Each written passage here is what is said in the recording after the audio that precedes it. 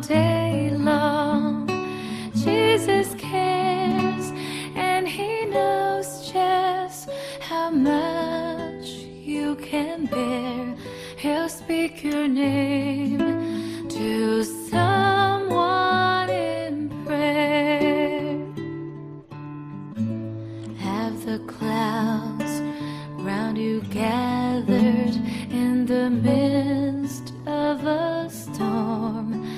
Is your ship tossed and battered? Are you weary and worn? Don't lose hope. Someone's praying for you this very day. And peace be still is already on the way. Someone is praying for you. Someone is praying for you. And when it seems you're all alone and your heart would break in two, remember someone is praying for you.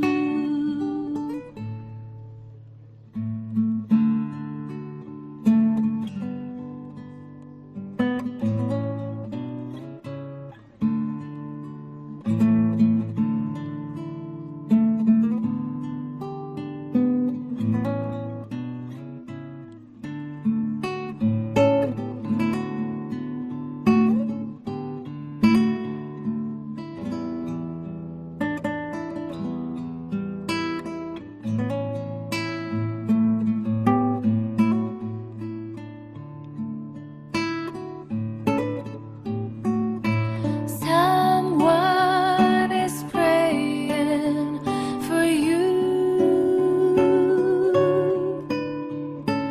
Someone is praying for you.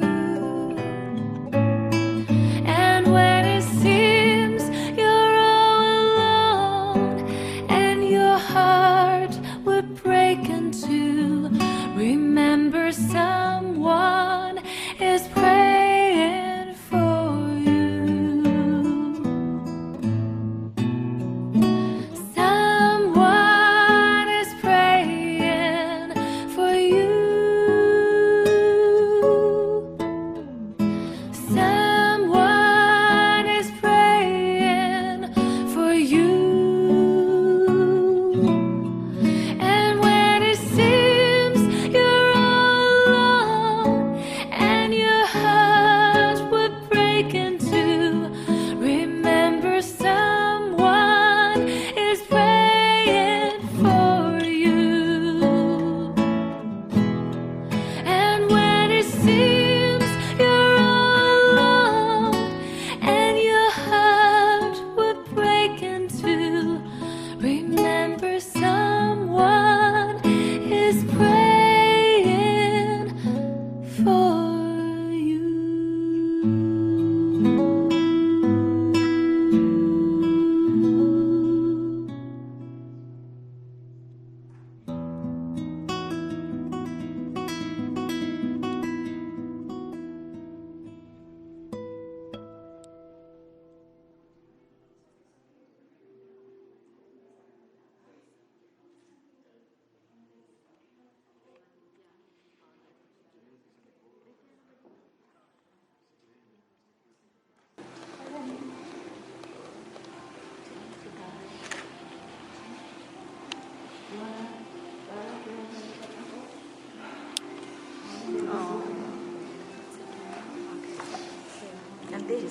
Cuidado.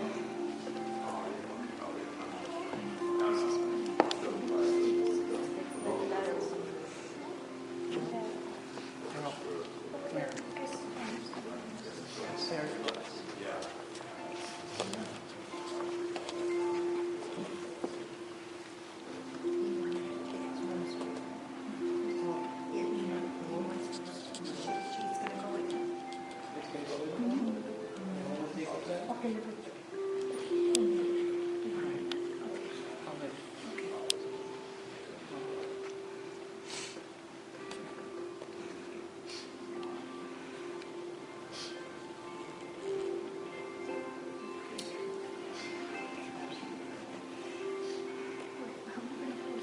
to come over here and I'll help. I'll help you open the flower. Let me take this. You take this. We'll take this. We're going to bring it here. We're going to fold it over and place it on his hands. Right now, right there. That's fine. Yes, that's fine.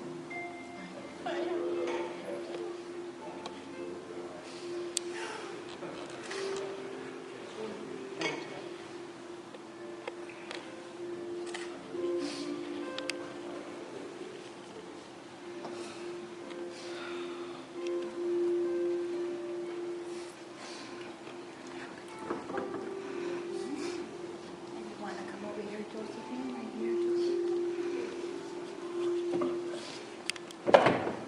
Okay. Jump on top, honey. Jump on. Jump on, okay?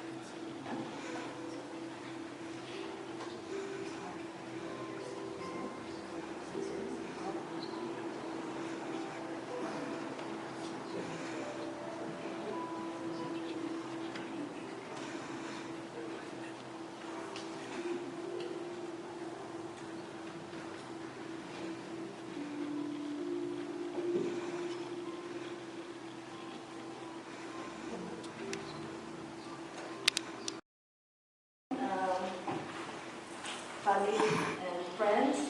This afternoon, before we start, I would like to lead you join us in singing. At first, we're going to sing the "It Is Well With My Soul." Give you copies of that, if you have one. Did everybody get a copy of that?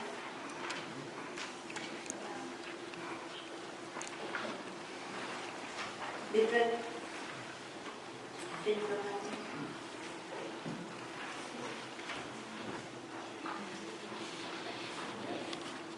You guys help me singing, okay?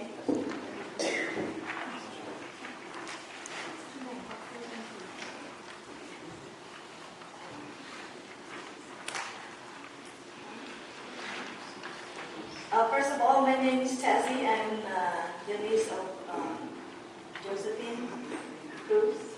So, on behalf of the family, I'm doing this program.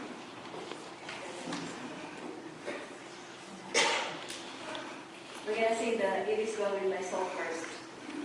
When it feels like a river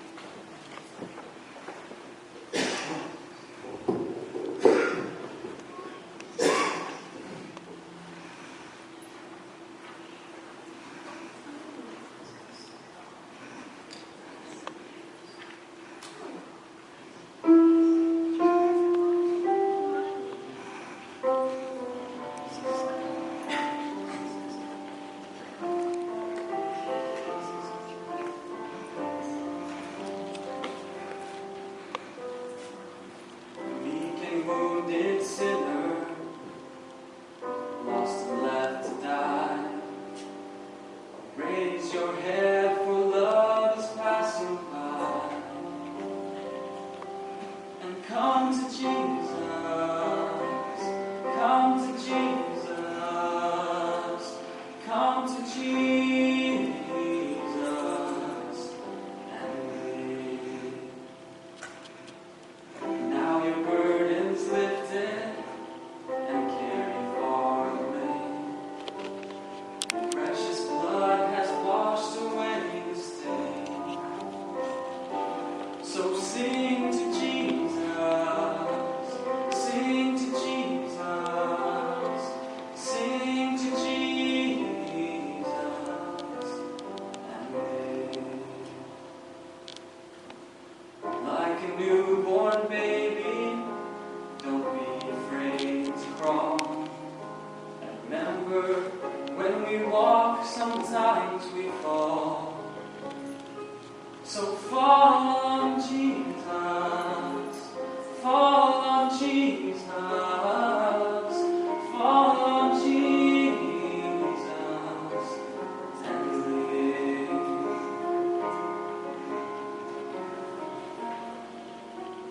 Sometimes the way is lonely, messy and filled with pain. So if your sky is dark and pours the rain,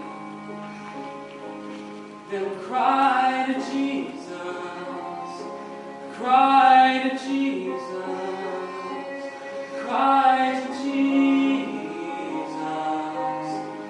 and live. Oh, and when your love spills over and music fills the night, and when you can't contain your joy inside, then dance for Jesus, dance for Jesus, dance for Jesus, and live.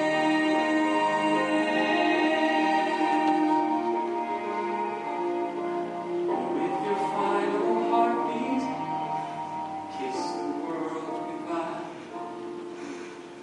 And go in peace and laugh on both sides. And fly to Jesus. Fly to Jesus. Fly to Jesus. And live.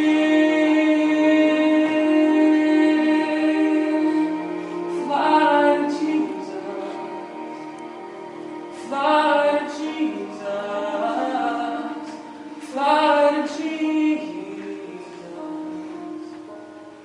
and live.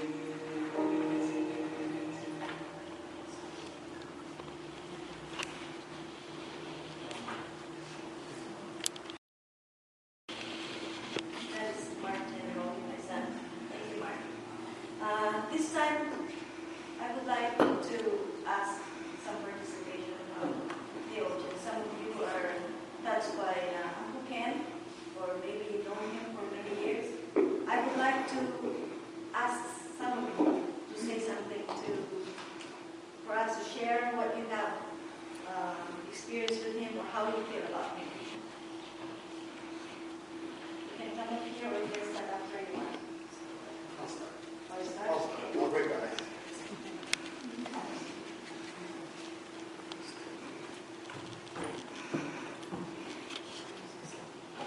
Billy Castillo, his nephew, the most good-looking one.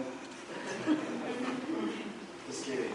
Uncle Frank, that's your line. 1978, when we immigrated from the Philippines, Auntie Ping and Uncle Ken was there in Concord, California. And as a kid, I was about 11 years old. I thought I saw Popeye. You know, if you're just coming to America, everything is big. The burgers are big. People are big because I'm short. I thought I saw Popeye because he had those big bowling arms. You know what I'm talking about, right? And I don't think he had any tattoos. Did he have tattoos? So, and it was amazing. he was like, wow, I saw Popeye for the first time. And then I realized he was in the Navy. That even made it. All right, where's the guy? Just to let you know, he also convinced me to join the Navy. He said, you can sail the 7 seas, and you will meet the most, beautiful women in the world. And so I asked him, so where is the most beautiful woman in the world? He said, Billy, I don't want to be prejudiced, but Guam. Women. I come to realize it's from Guam, so I said, okay, he's pulling my leg. So, because he was always pulling my leg, I decided to join the Air Force. And retired in 2007, so I'm following his footsteps in a way. But one thing that reminded me about Uncle Ken that I will always remember is when I started to learn how to drive, he said, Billy, driving is that. It gets you from point A to point B. So when you drive, especially when you have people in your car, don't show off. Okay, care about the people that's your passengers. So don't be doing exhibition driving, all that. So up to now, I've always carried that when I drive. I know my daughter's here; she would know that. They drive crazy. But I've been a designated driver all my life in the military. So when we go out, whether it be in Korea, whether it be in the Middle East, I've always been the one as a designated driver, and we all come home. And that's Uncle Ken, what he told me. So I'll tell you more about him later.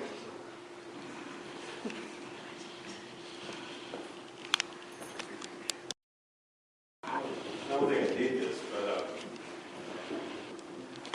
Uncle Ken, well, I was there when Billy arrived.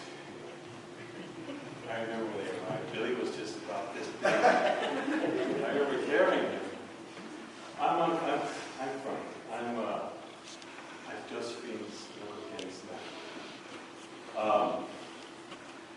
They were stuck with us because either way, Uncle Ken was my dad's second cousin, and Josephine is my mom's sister.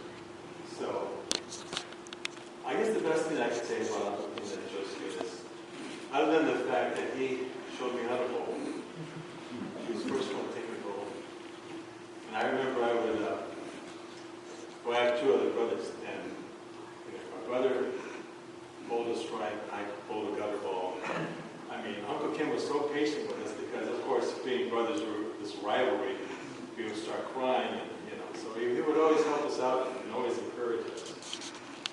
And of course, Uncle Ken, everybody knows Uncle Ken liked to fish. He was the first one to take fishing to all my brothers. Uncle Ken was like, our dad, because my dad was in the service in the Navy too. Uncle Ken was in the Navy, and Joseph and Uncle Ken came back from Puerto Rico when I was about 9 or 10. But I was telling Mr. Jonathan the other day that I guess what sums up Aunt Josie and Uncle Ken is, I said, you know what? When I would come and visit 25 years ago, seeing someone here in San Diego, I felt that I was always Uncle Ken and Josie's favorite. And I really did. I was like, I'm the favorite. and it turns out that's how they made everybody. And I'm sure if you ask my brothers and sisters, they would say, oh no, I was Uncle Ken and Joseph's favorite. Sure. And that kind of sums him up. I mean, I'm sure Billy and I could tell a lot of stories about them. And but that's pretty much how it was. You always thought that you were their favorite. And I really was.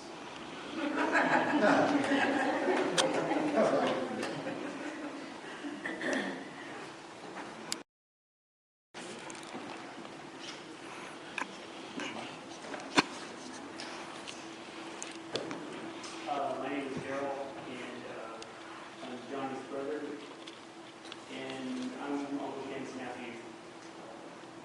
I first joined the Navy, got stationed down here. Uncle Ken and Auntie Joe opened the doors and treated me like a son. And what I remember most about Uncle Ken was the arms.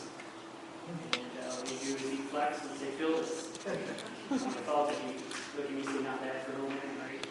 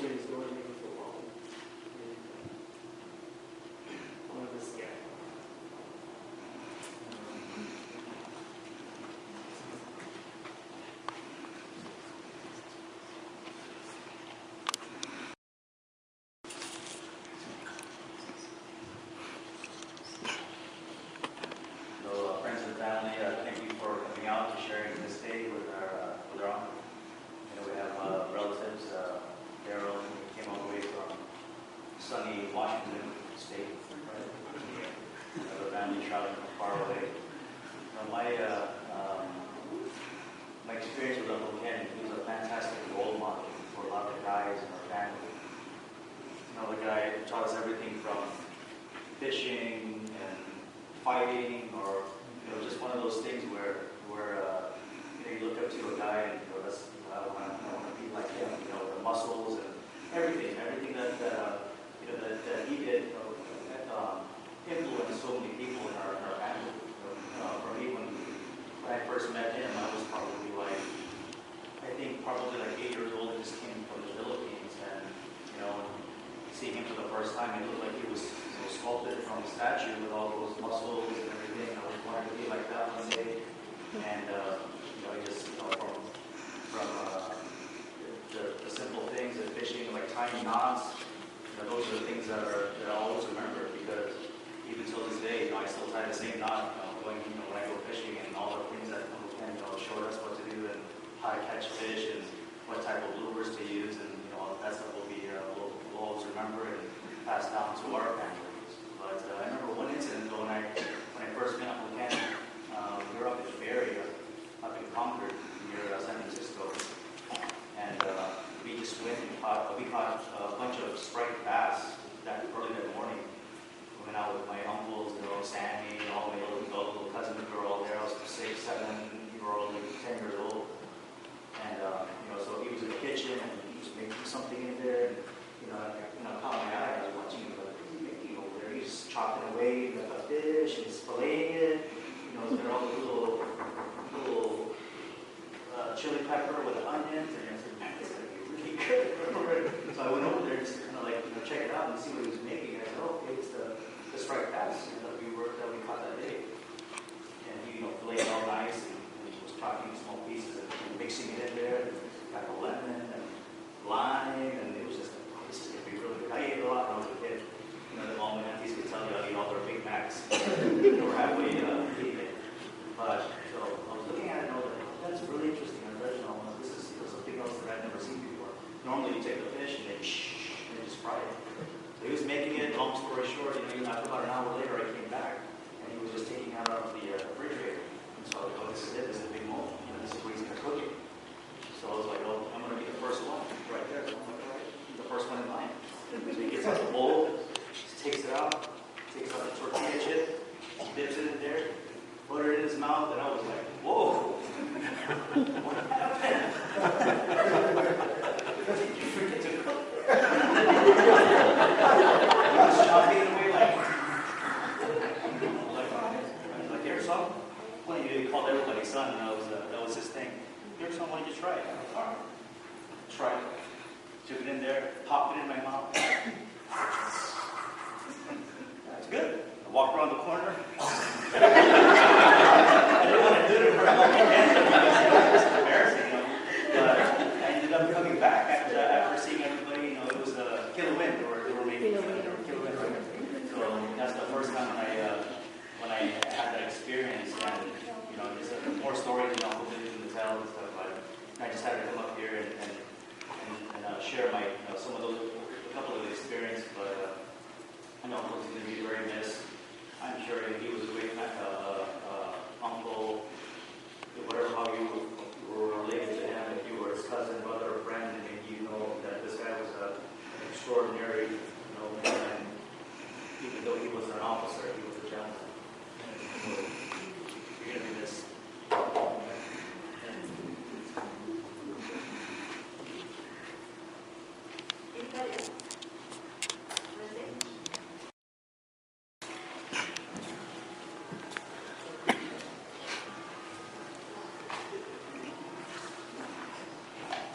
Good afternoon. My name is Cristobal Santos Benavente. Joaquin is one of my best friends who were born and raised in Guam, and we got identical liking in our lives. He's a little bit older than I am. But the Guamanian people and our parents, they taught us how to obey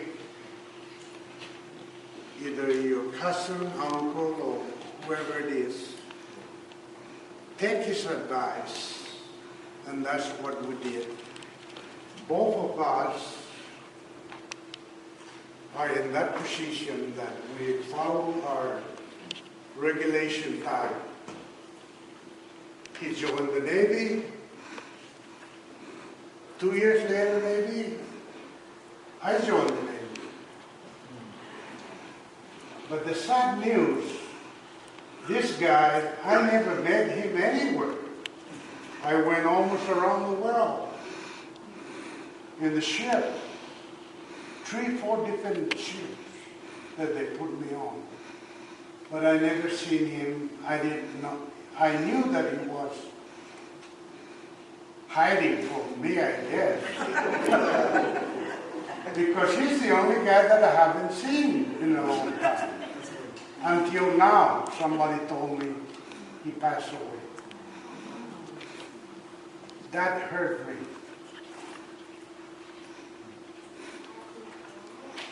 And with all my condolence with the family, with biggest sympathy,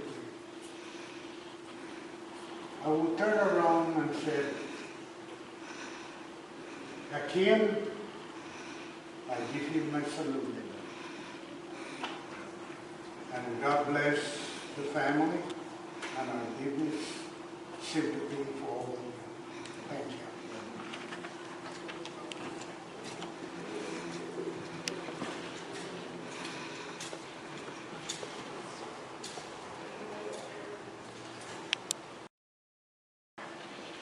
Hi, Steve Howington. I'm the next door neighbor for 42 years. I've known him since I was 2 years old. And we've had a lot of adventures. I've known Jonathan all his life, basically. He taught me how to bowl and fish like everybody else has. So, we used to go fishing at Ivy Care during the summer all the time.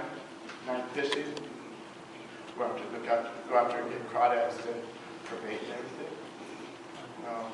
Our family's been there forever. We're just like a family, and I'm really gonna miss him.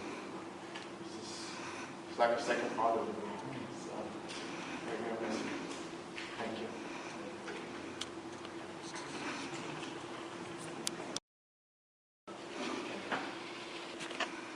I can see Auntie or something. Where'd she go? Oh, you have to come up here. Did you know that she ran for Miss Philippines? That is how Uncle Ken met her. Is that true, Auntie? Or is that another sailor's story? Uncle Ken said that he also saw a beautiful. I said, really? That's probably the reason why he joined the Navy. Because there's a lot of, Uncle Ken was telling me, but I'll get you later, Auntie. There's more to come. I don't know why I'm up here, but in Auntie's request, we will celebrate Uncle Ken's fishing. So I grew up in the Philippines, and as a kid, I watched fishermen in the Philippines. I think they're the smartest one, if you know what I'm talking about. Even in Guam, they were fishing over there. So when Uncle Ken tried to show me how to fish, with all those knots, fake lures, I said, that's a lot of work. Let me show you how we fish in the Philippines. So I got a piece of dynamite, and we threw it on there. And every fish came out. And then within 5 minutes, I was home. And then, of course, the fish warden, whatever you call it, game warden, came and got me and arrested me. So that was the last time I went fishing with Uncle Ken. I said, oh, that's a lot of work for fishing. But really, that's not a joke. That's actually how they fish in the Philippines. And then another version of fishing in the Philippines is they carry this battery pack. They go out on a river, and then they have a stick, and then it's connected to the battery, so they actually have electric wire. So they just shock the fish, and the problem is Filipinos are not too smart. You're in the water, so I tell you, that's probably why we just go to the market and buy fish. Okay, so no more fishing jokes. I think we have something to talk about. I know Uncle Ken's laughing right now. That's why I'm enjoying this too. So, my daughter Janae and I didn't know Uncle Ken's name is Joaquin. All this time I thought he was Ken, like Kenneth. I'm like, where did Joaquin come from? Think about it. I guess, again, maybe his parents were trying to be nice to him. Because, Joaquin, Castro, Cruz. Those are all famous names, Joaquin Phoenix, very popular. Fidel Castro is popular. Cruz, who's that Cruz? Penelope Cruz. Someone. Anyway, so Tom Cruise. Thank you, Martin. I should have been up here. There's a lot of things that I wanted to say about Joaquin, and this is a great opportunity for us because a lot of times we eulogize people at the funeral. We say good things and good deeds of what they've done for us.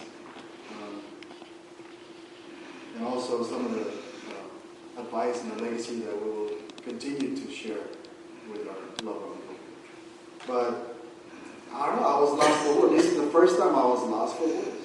I didn't know what to come up with. And then I just prayed about it and said, you know what? And I started thinking about his name, Joaquin. That's how you get Ken from, Joaquin, right? So I said, well, there's a very popular text in the Bible. And it's in John 3:16. So Joaquin, John 3:16. And to summarize it, John 3:16, if you look at this Bible, it's very thick. But if you can just remember John 3:16, that's all you need to remember. Because John 3:16 is the heart of the gospel. The gospel is good news. When somebody dies, the society, you say, well, that's it, that's the end. You lived your life, and that's it. There's nothing to look forward to. So, but the Bible has the gospel, the good news. And the good news is there is something after that. And I will show you a little bit about that. So in John 3:16, we would put it as a gospel in miniature size. Okay? You all have iPads and iPhones and telephones, and you can compact all that information in a small gadget of yours. So you can, even the Bible is miniaturized in the iPhone now. Now we don't have any more excuse that we don't have time to read the Bible because it's right in your hand. John 3:16, I know there were kids here earlier, but I know we have maybe one or two. It's so simple. Even a child can understand what that is. And this is not a test, but I would like for each one of us to recite John 3:16 if you know it. So I will start it off, and I would like each of us to read it along with me. Okay? So in John 3:16, depending on what version you remember, it goes something like this. For God so loved the world that he gave his only begotten Son, that whoever believeth in him should not perish, but have everlasting life. As a kid, it's easy. You can memorize that. I usually get an award for memorizing all the Bible texts. First one to raise my hand, hey, I know that. So a teacher gives me a ribbon, whatever. But as I got older, I dissected John 3:16. You go to ball games, you see it on license plates, T-shirts, John 3:16. It's like, what is that all about? What is it? What does that mean to me? How is that good news? What is that all about? So I'm going to break it apart a little bit and share some of what it means to me, and some of it is, of course, from the internet. Thank God for the internet. So look at it as it started with God. So for God so loved the world. God is the greatest lover, whether you guys know it or not. He loved each one of us. Short, tall, thin, whatever we look like. Our body is very weak, very vile. There's a promises that when He comes, our immortal body will become immortal. But so for God so loved the world, it stands for the greatest love. He made us, and a lot of us sometimes fall short of His glory, but He still loves us. And He goes to continue that He gave His only begotten Son. Uncle Ken had Johnny, his only son, and he loves you, and you know that. I was thinking about all the pictures. From the very beginning, showed you how to go fishing, how to bowl. I think He also showed you how to talk to ladies.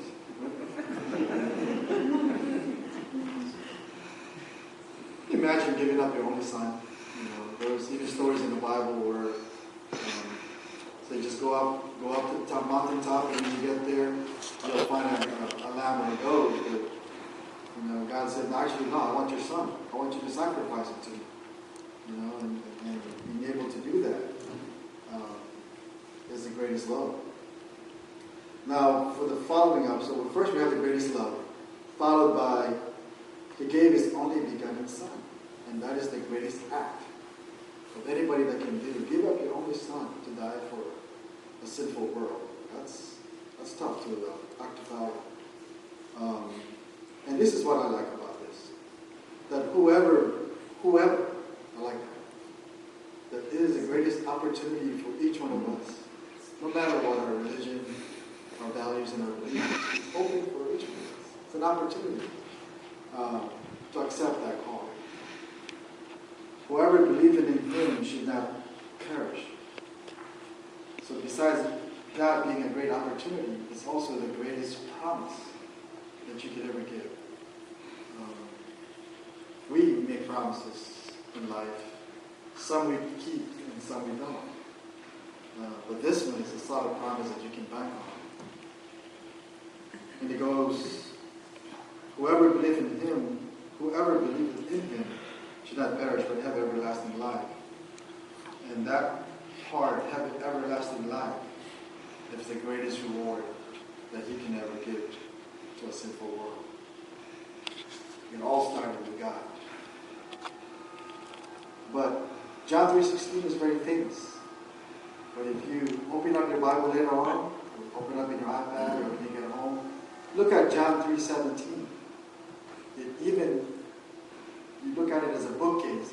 It started with God, and He put another bookcase and closed it.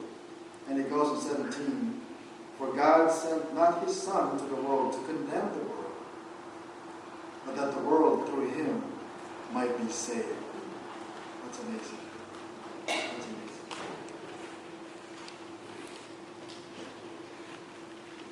iPhone came out with an upgrade, I guess they call it. The iPhone 5S is up for speed, I guess. They have a faster IO 7. And the 5C stands for different colors, a different upgrade. I was looking at that and I said, Uncle, with our weak body, our vile body, when we all get to heaven, we get an upgrade. You can pick the color that you want, the speed that you want. If you can't run very fast here on earth, you can ask God for extra speed on your feet. Also reminds me of a song by Heritage Singers, and it goes, I can only imagine. I can only imagine what it would be like when you get when the new earth, new heaven and earth. Are we going to be able to fish? Are we going to be able to bowl? Are we going to be able to play golf with my brother-in-law Dave? So many things you can imagine.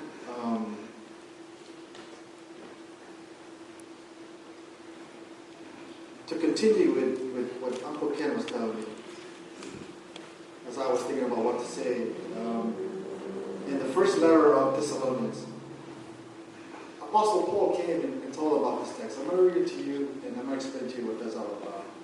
It says, 1 Thessalonians 1:13, "But I would not have you be ignorant, brethren, concerning them which are asleep, that ye sorrow not, even as others which have no hope. For if we believe that Jesus died and rose again, even so them also which sleep in Jesus will God bring with him. For this we say unto you by the word of the Lord, that we which are alive and remain unto the coming of the Lord shall not prevent them which are asleep. For the Lord himself shall descend from heaven with a shout, with the voice of the archangel, and with the trump of God, and the dead shall rise first." Verse 17, "Then which we are still alive and remain shall be caught up together with them in the clouds to meet the Lord in the air. So shall we ever be with the Lord."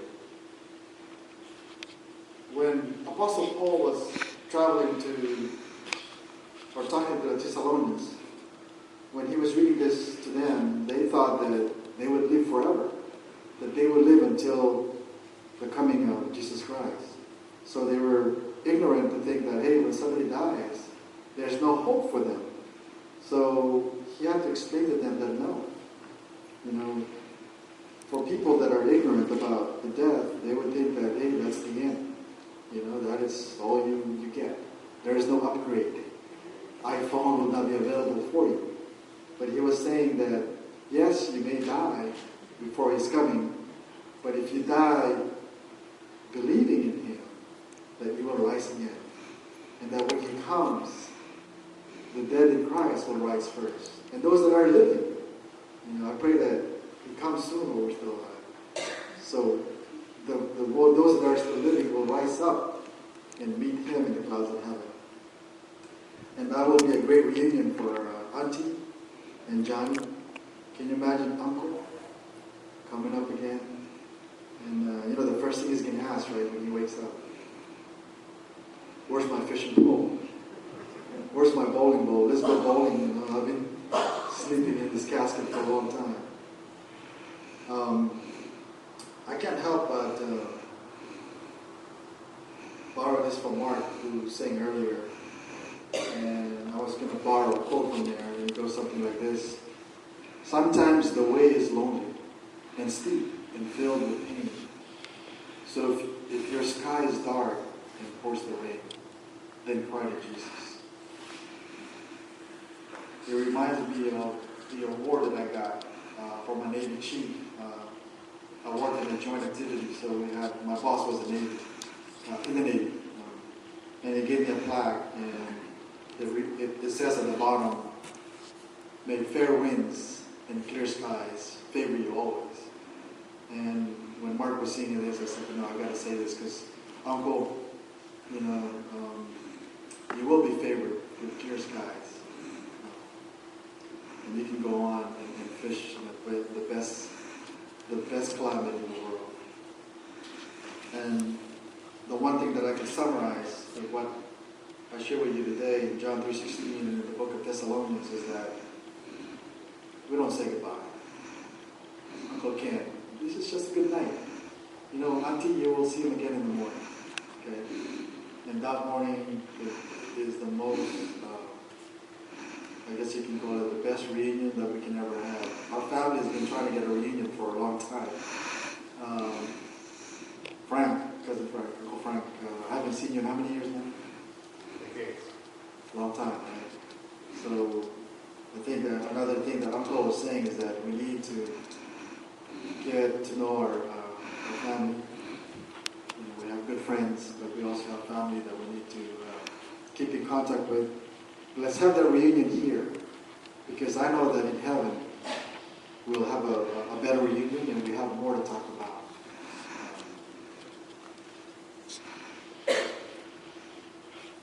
And when Mark was singing the song, it reminds me of what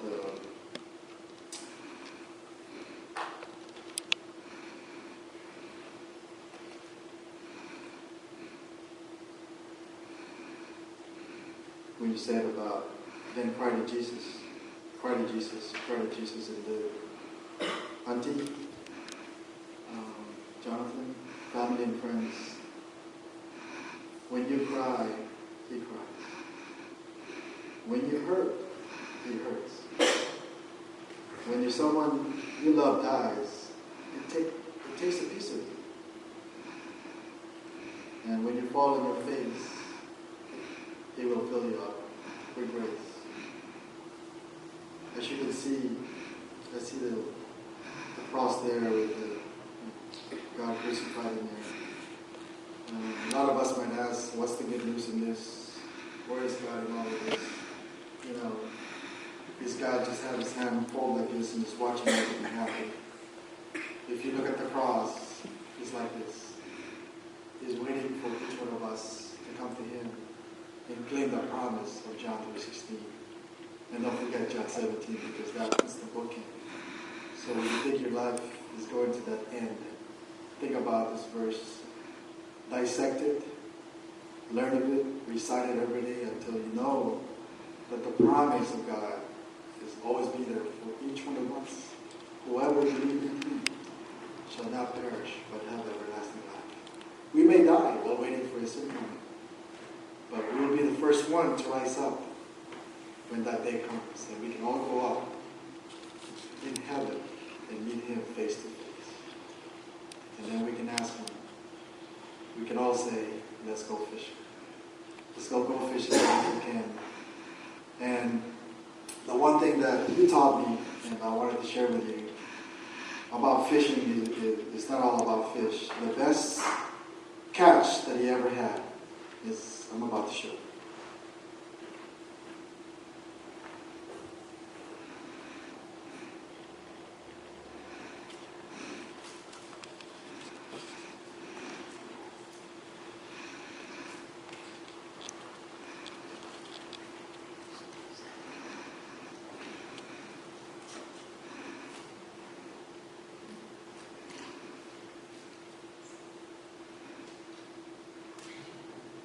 This is Uncle Ken's best catch. That's Miss Philippines, who he married, and she graduated from high school, and this is their first gig on their way. So this is Uncle Ken's best catch. Not just today, they're married for 155 years. Amen. So Uncle Ken, when you wake up, this is the first thing that you will see, your beautiful wife and your son. And all of us, waiting for that day, because we're going to need more fishing pole. There's going to be more fish to catch. And as we continue to celebrate Chula,